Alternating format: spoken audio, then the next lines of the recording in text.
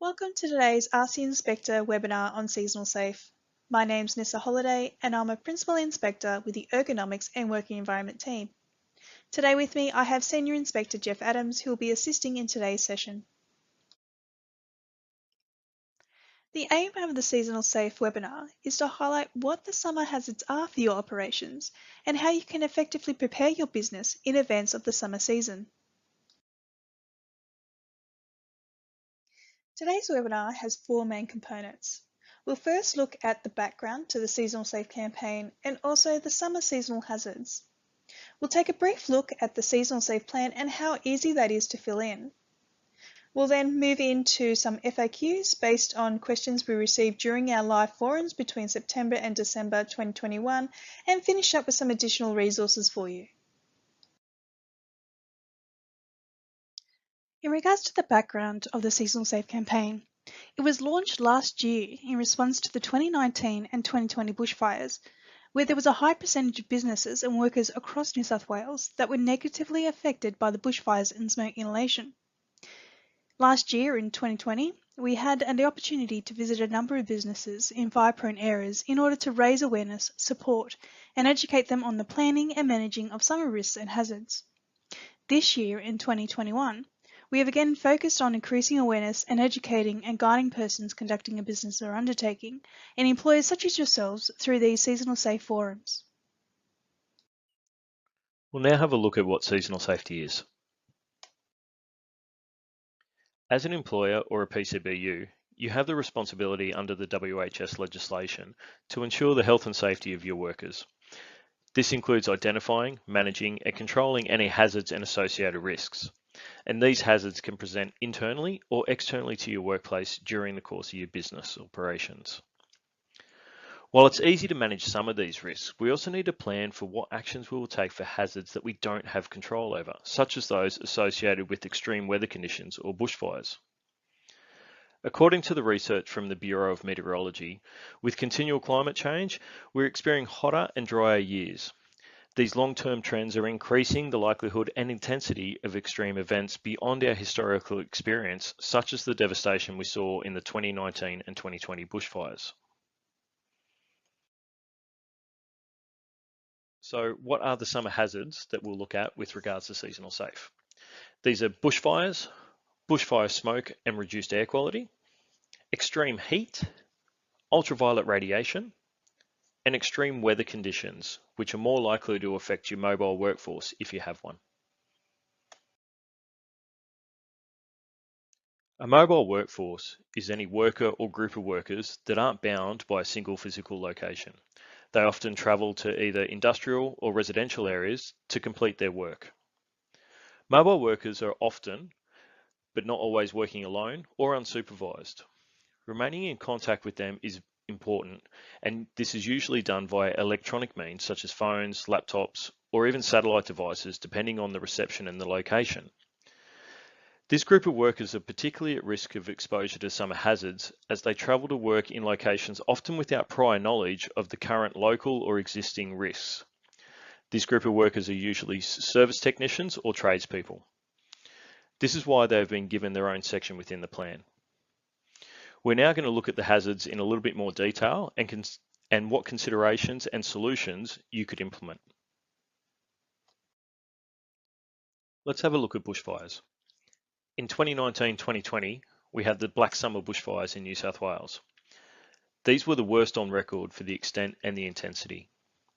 We had high temperatures combined with low moisture from several years of drought, which led to the fires being fueled throughout most of the fire season. The impact of these fires were felt by all New South Wales communities, and over the course of a few months, 26 lives were lost, 2,448 homes were destroyed, and 5.5 million hectares of land was burnt out. Even though we hope to never experience this again, events like this are becoming more common. As a PCBU or employer, you need to give consideration to how you can better prepare your workplace and protect your workers from the impact of bushfires. Consideration needs to be given to what actions and controls you can put into place, what monitoring systems you will implement or utilize, and how and when you'll consult with your workers and relay these messages to them. So let's have a look at smoke and reduced air quality. Even though your workplace may not be directly affected by fire or in a bushfire prone area, you and your workers are more likely to be affected by the smoke that is generated. And we saw this in the 2019-2020 bushfires when the smoke blanketed the Sydney CBD. A study was undertaken in 2020 and it was estimated that the bushfire smoke was responsible for 417 deaths, more than 1,000 cardiovascular hospitalizations, over 2,000 respiratory hospitalizations, and more than 1,300 people presented to the emergency department for asthma-related symptoms during the 19 weeks of the bushfires.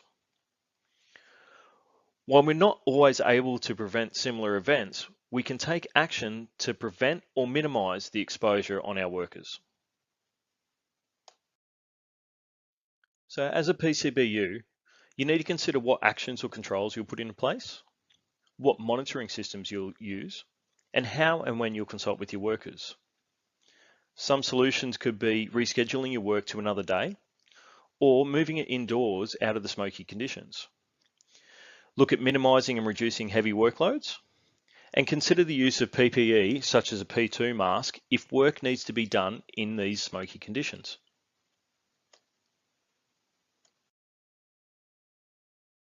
Okay, so the next hazard category we're going to look at is extreme heat. So no worker is exempt from the potential of heat stress or injury from working during hot summer days, regardless of whether they're indoors or out. High daily temperatures can impact business operations and workers in both these scenarios, especially if the work carried out is physically demanding. So, like you've heard in the past two hazard categories, as a PCBU, you need to consider what actions or control measures can or are in place to minimise the impact and risk to your workers. What consultation and communication needs to take place to better prepare the business for operating during the extreme heat and summer heat waves? And also, what monitoring systems will you implement and utilise? Importantly, when planning, be mindful of what clothing is being worn by workers. Protective clothing adds weight and can restrict movement, which can increase the metabolic load on the individual. Clothing complicates evaporation, and if the evaporation cannot occur, then there's little to no cooling effect on the individual. Clothing should also be fit for purpose and pose no additional safety risks, such as if it's too loose, it could get caught on machinery, or if it's too tight, it can be restrictive and cause other safety issues. Finally, you should also consider what amenities, facilities, and supplies are needed during heat waves. Some solutions or controls you may look at implementing could include things such as barriers to reduce radiant heat, acclimatization of workers, monitoring start and end times, perhaps even rescheduling work to commence on a different day or different part of the day, minimizing the type of work being carried out, such as if it's heavy or vigorous, implementing air conditioning or fan systems, but be mindful if you do implement a fan system that the system is adequate and does not pose a secondary risk, such as blowing hot air onto workers. You may even consider cooling vests, increased rest breaks, having a cool break room, supplying ice blocks or cold drinks in break rooms, also sun protection and shelter. You should also have a supervision or like a buddy system to ensure that co-workers can identify any symptoms of heat-related illness and act upon them. And also finally, workers must be aware and understand when they are to stop work when they recognise symptoms of heat-related illness. The next hazard category we're going to talk about is ultraviolet radiation. I appreciate everyone would be quite familiar with the risk of exposure to solar UV radiation, but not many people know that UVR levels range between 6 and 11 across New South Wales each year and occur outside those peak exposure times of 10 a.m. to 2 p.m. This means that wearing some protective clothing and applying sunscreen is essential PPE for workers located or completing tasks outside from the time they start work until they finish. UVR can reach a person on the ground from 3 different sources. This is directly from solar rays, scattered from an open sky, and reflected from the environment. This means that even if a person is shaded from direct sunlight, they can still receive substantial UV radiation exposure to both their skin and eyes. Ground and building surfaces that commonly reflect UV radiation include white or light-coloured surfaces or paint, light-coloured concrete, glass, sand, and of course metallic surfaces. Just to give you a visual appreciation of what the solar exposure and UV indexes are for Australia, in particular New South Wales, I've got a couple of slides I'd like to show. The first image here shows the average solar exposure during summer. In New South Wales, we're exposed to 24 to 30 megajoules per square kilometre. The second image shows the annual UV index of UVR exposure. As mentioned previously, the annual UV exposure places New South Wales in the high to very high category with a UV index of 6 to 11. The last image shows the average UV index of UVR exposure during the summer months. As you can see, majority of Australia has a UVR index in the extreme category. The average exposure in New South Wales also places us in this extreme category with a UV index of 11 to 13. Once again, we'd like to stress as PCBUs, you should discuss and plan with your workers the best and most suitable control measures that can be taken for the type of work they are carrying out. You may even consider downloading and using the free Cancer Council Smart app, which will give you current locational data. In regards to possible solutions or control measures you can implement, you could provide UVR rated PPE, sunscreen, uniform clothing, hats and sunglasses. Look at providing shelter if outside, and also clean, cool drinking water. The last risk category we'll cover is other summer extreme weather conditions. If you're a PCBU with the mobile workforce, you need to be aware and plan for what actions your business will take to prevent unnecessary risks to your workers from severe thunderstorms, high winds, and flash flooding. Severe thunderstorms are the most common and damaging types of storms in New South Wales. While they can occur any time, the severe thunderstorm season generally occurs between October and March each year. The increase in storm frequency during this period is primarily due to the increase in energy provided by the sun during the warmer spring and summer months. The reason why we've included both high winds and flash flooding to this category is that they bring additional risks that should be considered when planning and managing work for workers who are required to travel to various locations or work is conducted outdoors. Professions commonly impacted by such conditions include but aren't limited to electricians, plumbers, installers, painters, or any profession that need to get up on roofs or in high places. Likewise, construction workers or other services that need to go below ground. So as a PCBU, what you need to consider is what actions or control measures can you put in place to minimise the impact and risk to your workers? Also, what consultation and communication needs to occur to better prepare and plan for these adverse weather conditions, including the monitoring of trusted sources for weather information and updates.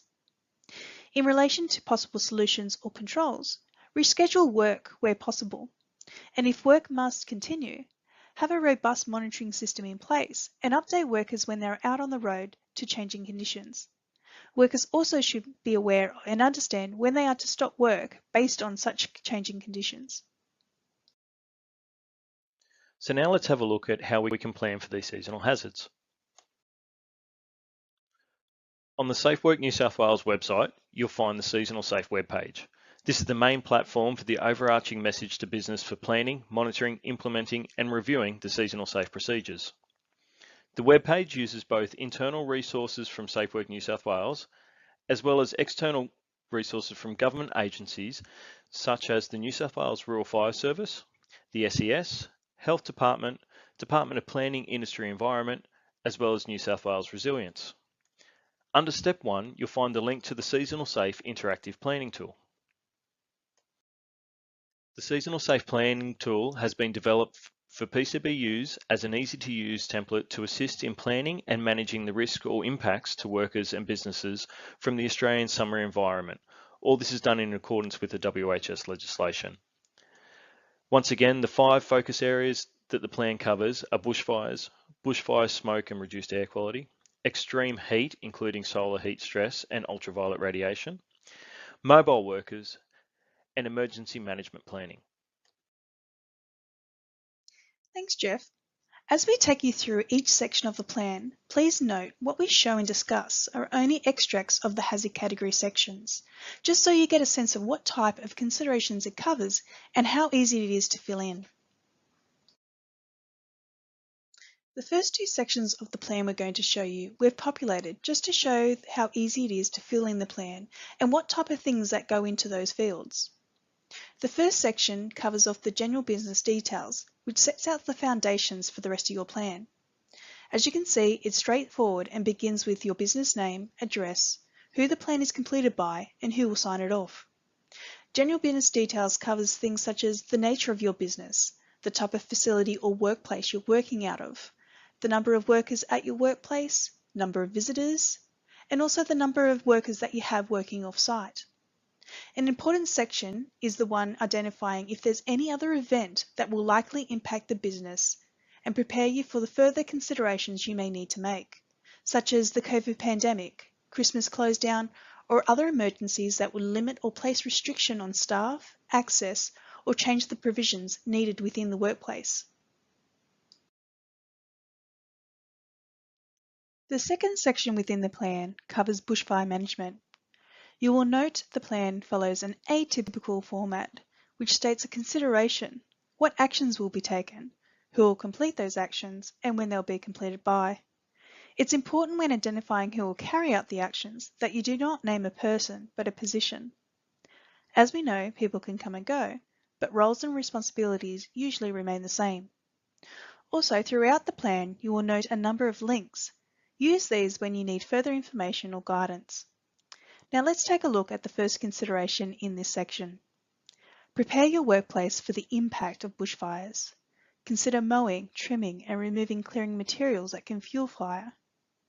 So in regards to what actions will be taken, look at possibly identifying potential bushfire hazards and conduct a workplace assessment with workers.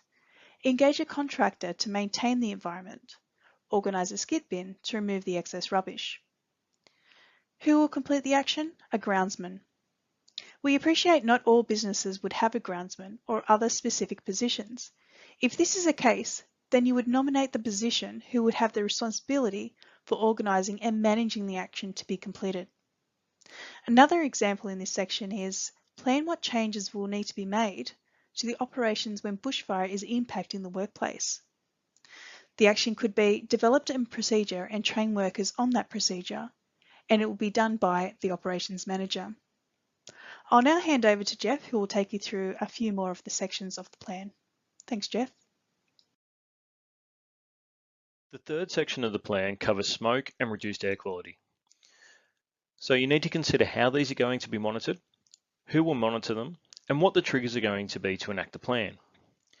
There may be different actions depending on the level of reduced air quality. You also need to consult with your workers on what actions to implement when smoke is impacting workers. This could be as simple as closing automatic doors to prevent smoke getting in and working inside. The fourth section of the plan covers heat management.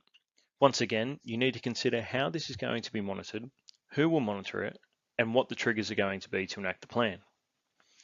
Consider if there are alternate ways to do the work, like using machinery instead of manual labour, or rescheduling heavier work to cooler parts of the day. Make sure that any uniform and clothing is appropriate for the work being done and not providing any additional risks. Make sure that workers are aware of the procedures and controls when working in heat.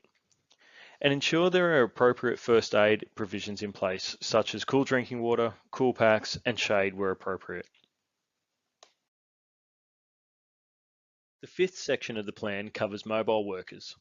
You need to consider how you are going to identify and inform workers of any potential risks related to heat and UV, thunderstorms, flooding, high winds, and bushfires. This may occur when a worker gets to the site and calls to inform you of the current situation. Consideration needs to be given to the severity of the situation and the necessity of the work. It may be appropriate for them to do the work if it's going to be a quick job, but it could be rescheduled if it's expected to take longer. Also, look at how the worker can get out if the situation changes. Is there an alternate route if the road is cut off due to flooding or bushfires? The next section covers emergency planning. This section brings together all areas and solutions that you've set out above and is part of your WHS obligation to have an emergency management plan. Make sure your plan is documented and workers are aware of the locations of muster points as well as any responsibilities they have, including if any workers require support. If so, this needs to be detailed in a personal emergency evacuation plan. Also, speak to your neighbours. In the past, we've seen one business evacuate, but the neighbouring business oblivious to the emergency occurring next door that could affect them. It is important to know who your neighbours are and have a contact details in case of an emergency. This goes both ways that they can inform you if they have an emergency. The last section of the plan covers monitoring, action triggers, and plan review. Make sure someone is identified to monitor the environmental conditions and how and when workers will be informed of any alerts or changes to their work. Consult with your workers about what the triggers will be to enact your plans and who is responsible for implementing them. And lastly, review your plan regularly, including if there are any changes to your business or if after you've had to implement your plan to make any improvements.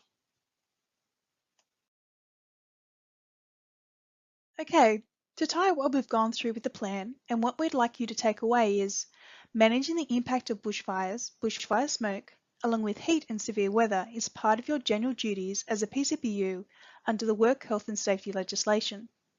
When coming up with your seasonal plan, be clear on what control measures you'll be taking and how you're going to manage those hazards. Engagement, communication and consultation with workers throughout the planning and implementation of the plan is paramount. And lastly, maintain regular updates with seasonal hazards from trusted sources and review their systems of work to ensure their effectiveness and make changes where necessary. We'll now move into FAQs based on our live forum sessions between September and December of 2021. Jeff, what have been some of the common questions we've had?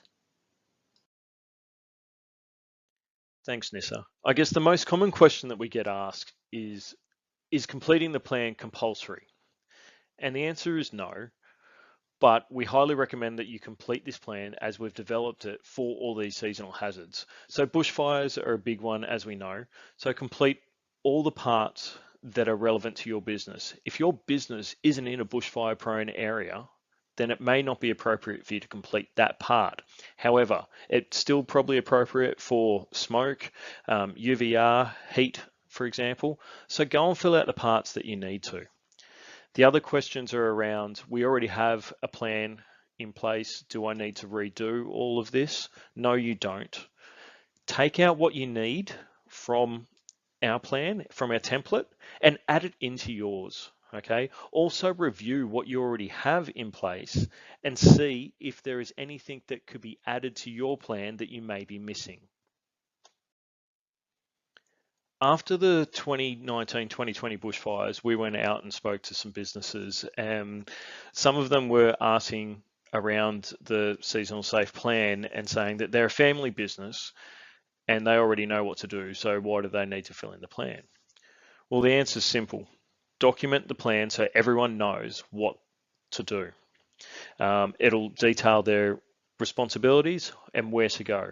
Because when we're out on site, we've asked people, and one person will say that they'll leave through this door, another say they'll leave through the other door, and then there's no communication between the workers and the PCBU about what's going on.